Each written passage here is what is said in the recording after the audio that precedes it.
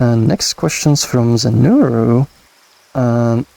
Zenuro's asking, with the splitting pre-release being available for just over a month now, how do you feel about people already working on their own renders?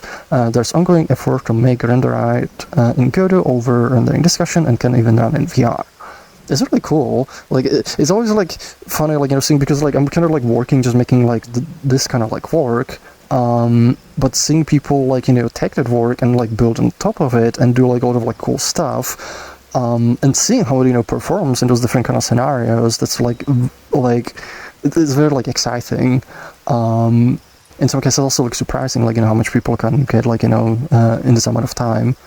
And I think it actually helps us a lot because we do eventually want to like switch away from Unity for a different like official render. So like a lot of this kind of work, I feel it's kind of it's gonna help like that process.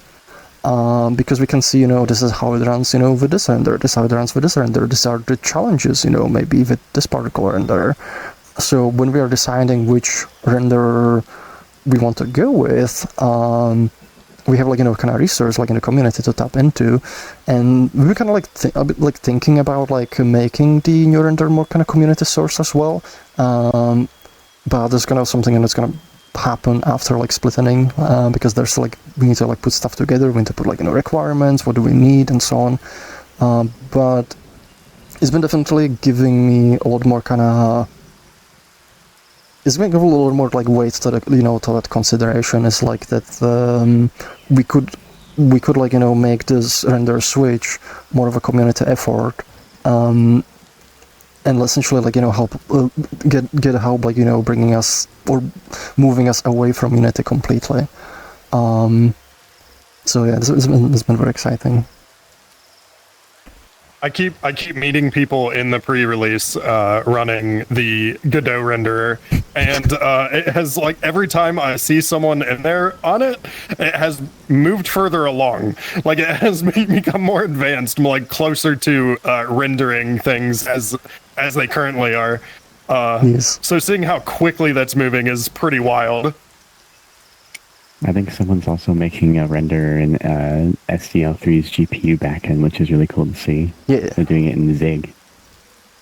Oh, I've heard about that one too.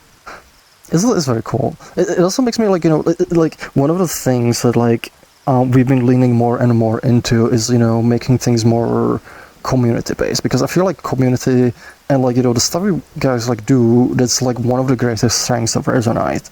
And for example, like, when we kind of reworked the, say like, in terms of the entity interfaces, that was actually motivated by the community making their own video players, just building like with like whatever primitives, or like, or even like using the old video player, which was kind of very clunky, but like, building a better version of it. So the thinking was, let's just introduce sort of interfaces, so both our own art team can like make a new video player in game and make like a really cool one, but also gives everyone else the power, to make your own. Either like modify the default one if you want to add some functionality, if you want to change something, or make completely new one from scratch. And I feel doing more of that, like giving more tools and leaning more into like everyone in the community being able to like build upon the engine and build a lot of cool stuff that's accessible then to other community people. Like that's gonna be like one of our greatest strengths like going forward. And the work on the renders, like I feel that's just another example of that. So I'm very excited. Foolish Now Mew, part of the community is working on Godot render. My question is if the render is able to reach feature parity with what FA Froox engine uses from Unity. Is there possibility taking on Godot render as the official render? It kind of depends on a few factors, because feature parity is like one thing. However, for our render, like what we want to actually go to, it's not about just feature parity, but it's also like for future features, and that's something we kind of need to consider, because we do have certain plans, for features we want to offer, for certain like ways we want to approach things in the future. So feature parity, like while that's going to be very impressive, like, reaching that, and that's definitely going to help a lot with the consideration. It's not the only thing.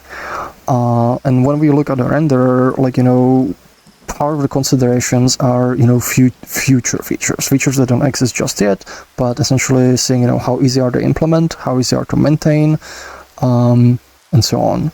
One of those being, for example, doing custom shaders and questioning, how can we build a shader system with that? How can we make it dynamic, but it's also like extensible?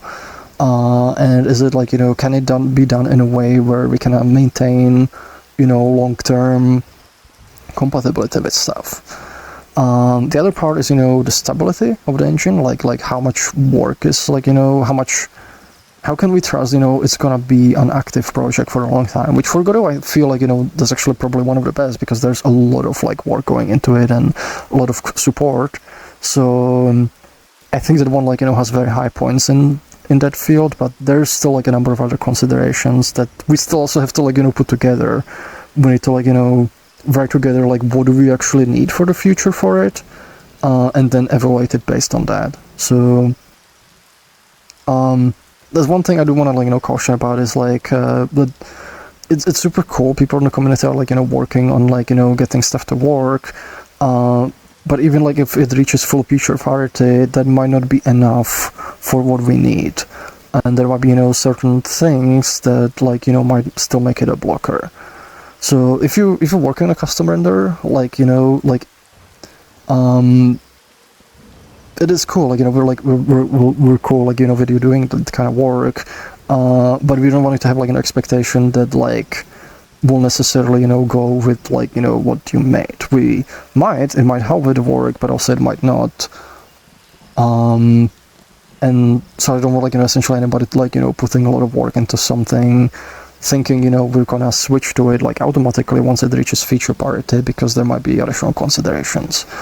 However, sometime post-splittering, I would like to kind of, get that stuff together, figure out, like, what our requirements for the render are, so we actually sort of explicitly define it, and then, like, we can kind of, like, have the community effort, like, be more organized, but that has to happen sometime post-splittering, because right now there's not enough bandwidth for it.